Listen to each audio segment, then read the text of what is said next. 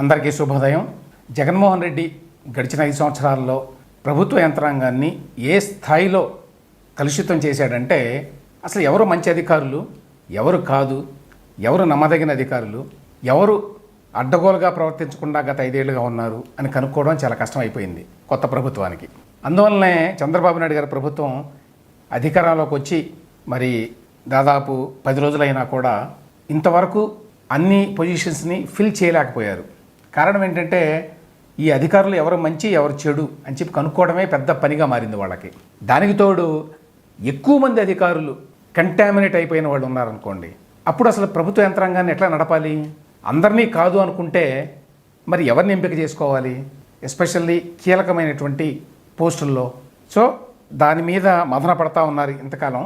ఇన్ని రోజుల తర్వాత నిన్న దాదాపు 19 మంది అధికారుల్ని బదిలీ చేయటం, కొత్త వాళ్ళని నియమించడం, కొత్త పొజిషన్స్కి ఇవి చేశారు చంద్రబాబు నాయుడు.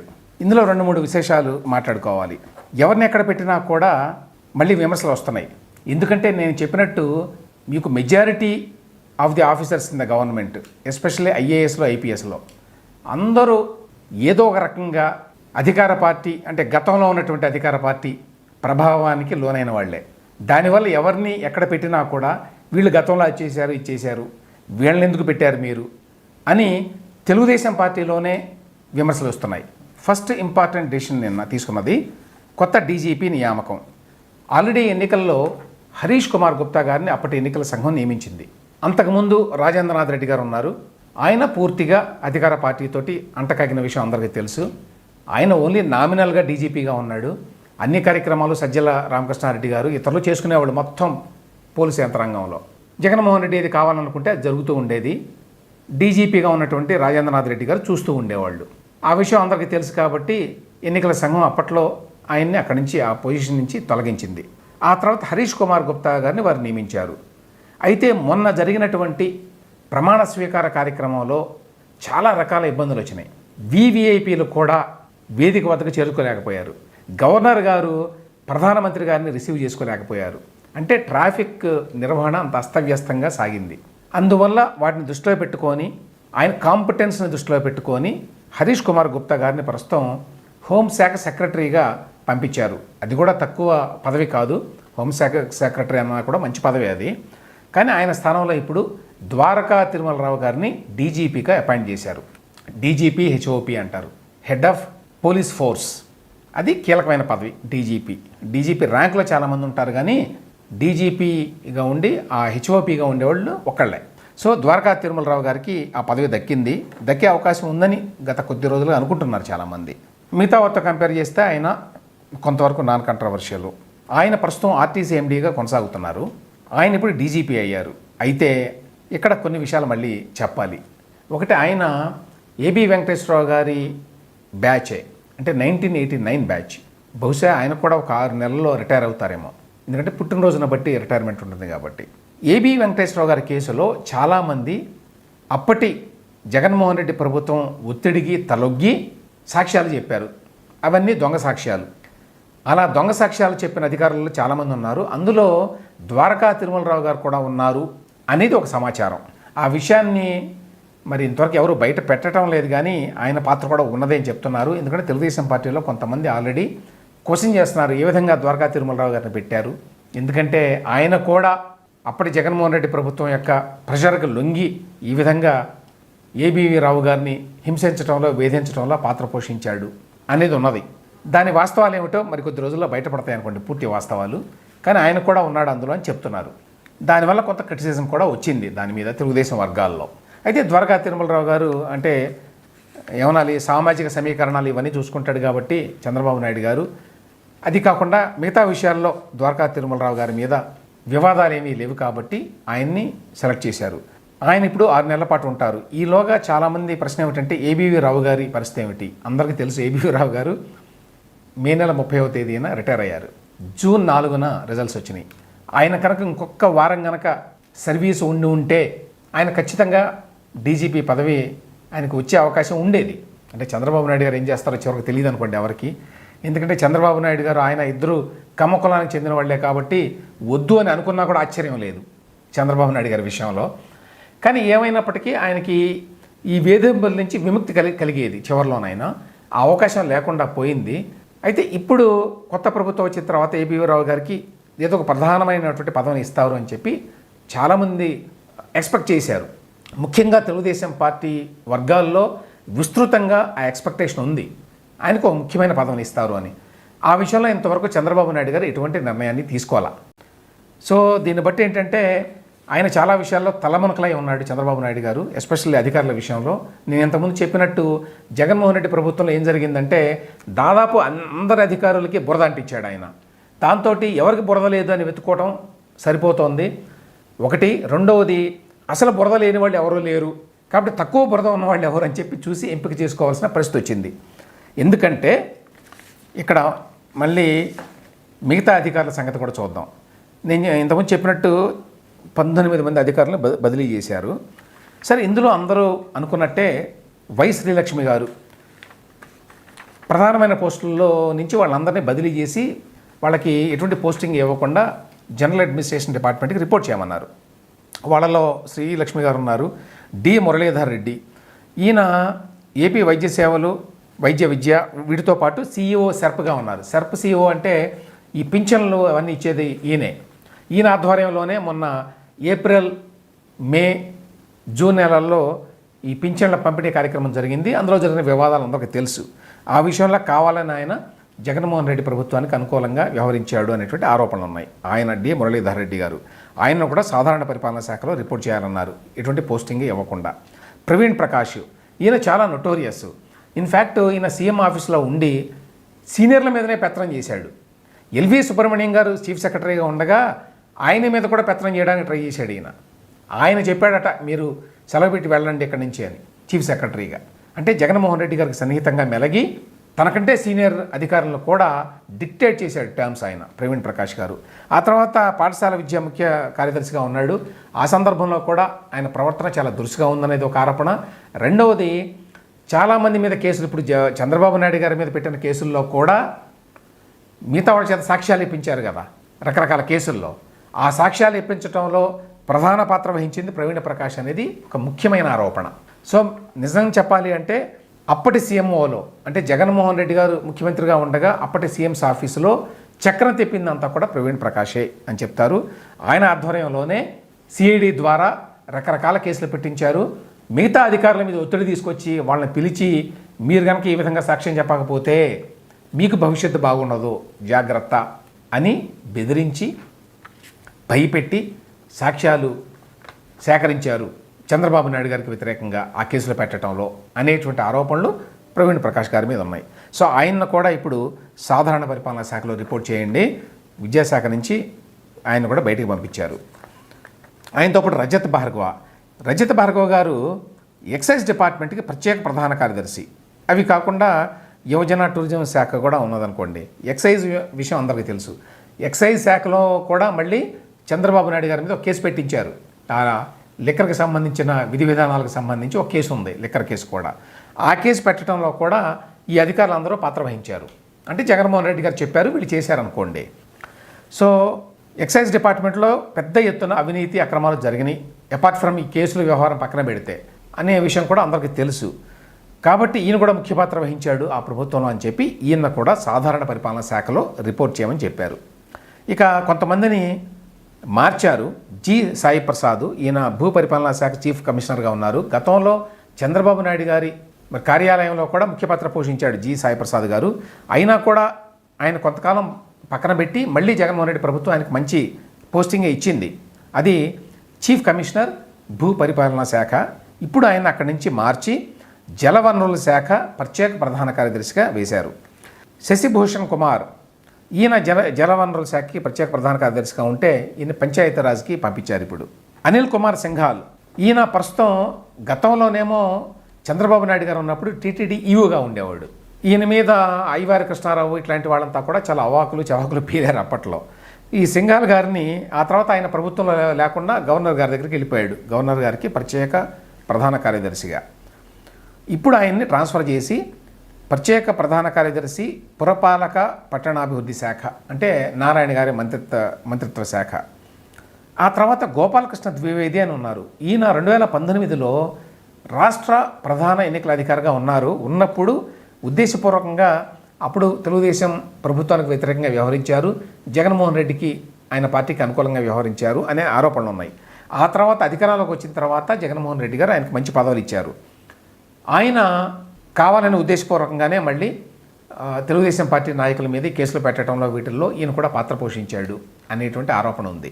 ఈ గోపాలకృష్ణ ద్వివేది గారిని ప్రస్తుతం ఆయన వ్యవసాయ పశు సంవర్ధక శాఖ ప్రత్యేక ప్రధాన కార్యదర్శిగా ఉంటే అక్కడి నుంచి ప్రత్యేక ప్రధాన కార్యదర్శి కార్మిక కర్మాగారాలు బాయిలర్ల శాఖకి పంపించారు.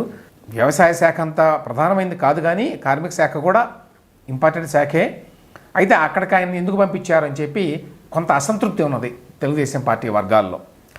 సిద్ధార్థ జైన్ ఈయన కూడా ట్రాన్స్ఫర్ చేశారు సర్వే సెటిల్మెంట్స్ కమిషనర్ నుంచి ఎక్సాఫిషియో కార్యదర్శి పౌర సరఫరాలు అని చెప్పి కమిషనర్ పౌర సరఫరాలు.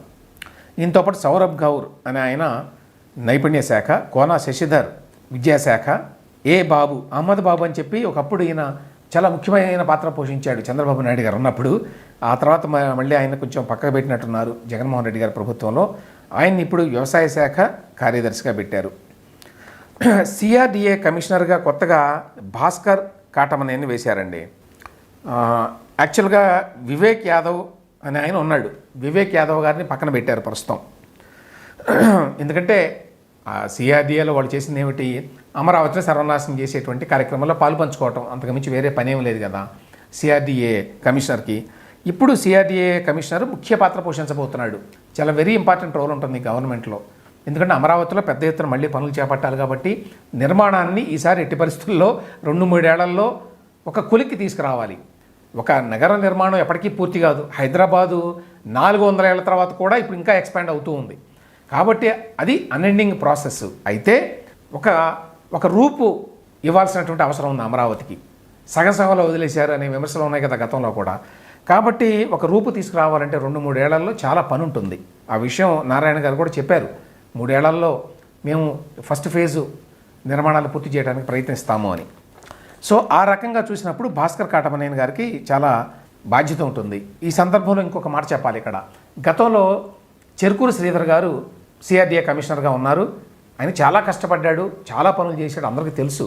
రేయింబావుళ్ళు కష్టపడ్డాడు. యువకుడు కూడా కావటం వల్ల కూడా కొంత అడ్వాంటేజ్ కూడా ఉంది.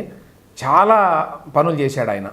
అయితే దురదృష్టవశాత్తు ఏమైందంటే తర్వాత జగన్మోహన్ రెడ్డి గారి ప్రభుత్వం వచ్చిన తర్వాత దీన్ని సిఆర్డిఏని అమరావతిని ఎలాగో కూడా భ్రష్టు పట్టించారనుకోండి. దాంతోపాటుగా అమరావతిని అడ్డం పెట్టుకొని కేసులు పెట్టాలి అనే తాపత్రయం కదా.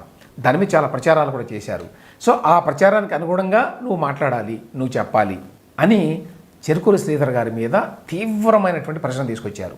ఆ తర్వాత అసైన్మెంట్ ల్యాండ్ కేసు అని రకరకాల కేసులు పెట్టడానికి ప్రయత్నించారు. అందులో ఎస్పెషల్లీ అసైన్మెంట్ ల్యాండ్ కేసు అయితే పెట్టేశారు కూడా చంద్రబాబు నాయుడు గారి మీద. అలైన్మెంట్ కేసు కూడా పెట్టారు, అందరూ గుర్తుండే ఉంటుంది, ఇన్నర్ రింగ్ రోడ్ అని చెప్పి ఇంకో కేసు.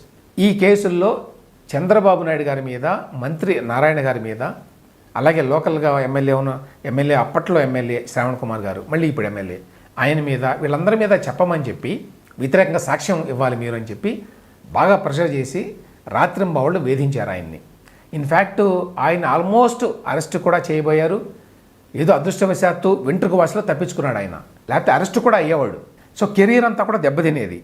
ఆ రకంగా రకరకాలుగా ప్రెషర్ చేస్తే ఆయన ఏదో వాంగ్మూలం అయితే ఇచ్చాడు. ఆ వాంగ్మూలంలో ఏమున్నదని పూర్తిగా తెలియకపోయినా నాకు తెలిసిన మేరకు ఏమిటంటే ఆయన కొంతవరకు నారాయణ గారి మీద, మిగతా వాళ్ళ మీద కొంత చెప్పారు, కానీ చంద్రబాబు నాయుడు గారి మీద వ్యతిరేకంగా సాక్ష్యం అయితే ఇవ్వలేదు. అయినా కూడా ఈ ప్రభుత్వంలో ఆయన పట్ల కొంత ఏదో నెగిటివ్ అభిప్రాయాన్ని ఏర్పరచుకున్నట్టుగా ఉంది. దీన్ని బట్టి నాకు అర్థమైంది. ఎస్పెషల్లీ నారాయణ గారి మీద కూడా ఎంతో కొంత ఉంది కాబట్టి గతంలో కేసులో ఈయన చెప్పాడు అని ఆయన దూరంగా పెట్టారు ప్రస్తుతం. వి వినయ్ చంద్, ఎం జానకి అని చెప్పి వీళ్ళిద్దరూ కూడా యాక్చువల్గా వెయిటింగ్లో ఉన్నారు ప్రస్తుతం. ఉంటే వీళ్ళని ఆర్థిక శాఖకి పంపించారు. ఈ ఆర్థిక శాఖకు సంబంధించి కూడా ఉన్నదండి కొంత విశేషం. ఏంటంటే కేవీవి సత్యనారాయణ అని చెప్పి రైల్వే ట్రాఫిక్ సర్వీస్లో పనిచేస్తాడని, ఇండియన్ రైల్వే ట్రాఫిక్ సర్వీస్, అందులో అకౌంట్స్లో పనిచేసే వ్యక్తిని ఆయన గతంలో ఎప్పుడో వచ్చాడు. ఆయన్ని కీలకమైన పోస్టింగ్ ఇచ్చారు వీళ్ళు, జగన్మోహన్ రెడ్డి వాళ్ళు ఇచ్చి ఆర్థిక శాఖ సెక్రటరీగా పెట్టి అరాచకాలు చేశారు. కంప్లీట్గా క్రమశిక్షణ అనేది లేకుండా చేశారు. ఆయన చాలా తెలివిగా 18వ తేదీన ఆయన వెళ్ళిపోవాలి, అంటే ఆయన డెప్యుటేషన్ పూర్తవుతుంది. ఆయన తెలివిగా ఏం చేశాడంటే ముందే ఆయన డెప్యుటేషన్ పూర్తిగా వస్తుందని చెప్పి రిలీవ్ అయినట్టుగా పుట్టించుకొని అక్కడికి వెళ్ళి ఢిల్లీకి వెళ్ళి రిపోర్ట్ చేసుకొని అక్కడెక్కడో ఏదో నార్త్ ఈస్ట్లోనే ఎక్కడో రైల్వే శాఖలో మళ్ళీ చేరాడట మొన్న లాస్ట్ వీక్లో.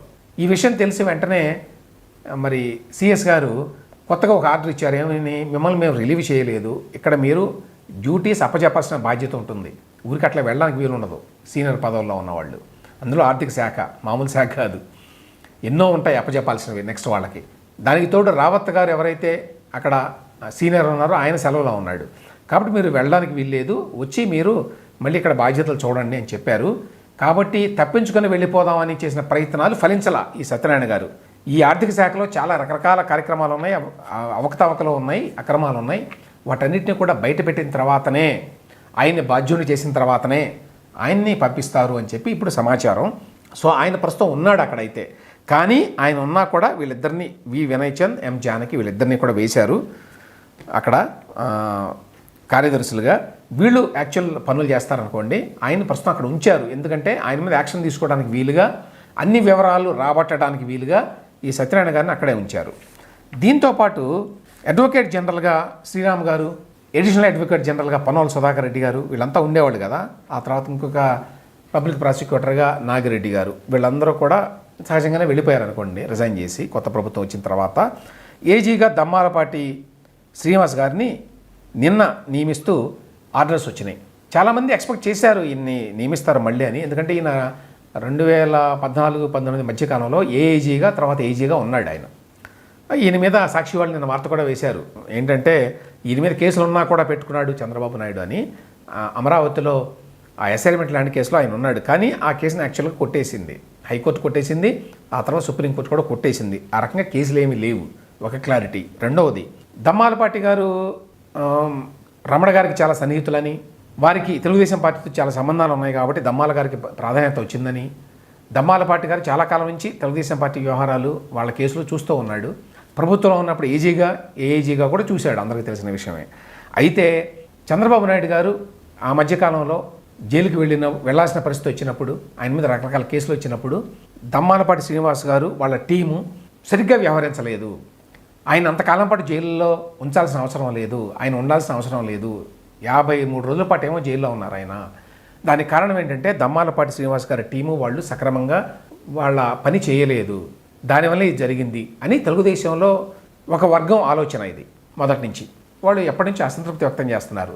సరైన లీగల్ అడ్వైజ్ లేకపోవడం వల్లనే చంద్రబాబు నాయుడు గారు అన్ని ఇబ్బందులు పాలవ్వాల్సి వచ్చింది, జైలుకి వెళ్లాల్సి వచ్చింది ఆయన చరిత్రలో మొదటిసారిగా. దీనికి అంతటి కారణం వీళ్ళు కాంపిటెంట్గా వ్యవహరించలేదు అనేటువంటి ఒక విమర్శ ఉన్నది.